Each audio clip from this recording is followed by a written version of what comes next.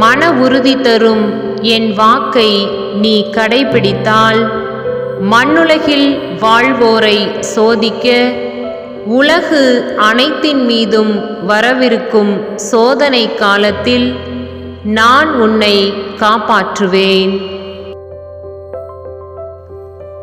திருவெளிப்பாடு புத்தகம் 3வது அதிகாரம் 10வது இறை திருவசனம். மன உறுதி தரும் என் வாக்கை நீ கடைபிடித்தால் மண்ணுலகில் வாழ்வோரை சோதிக்க உலகு அனைத்தின் மீதும் வரவிருக்கும் சோதனை காலத்தில் நான் உன்னை காப்பாற்றுவேன். திருவெளிப்பாடு புத்தகம் 3வது அதிகாரம் 10வது இறை திருவசனம்.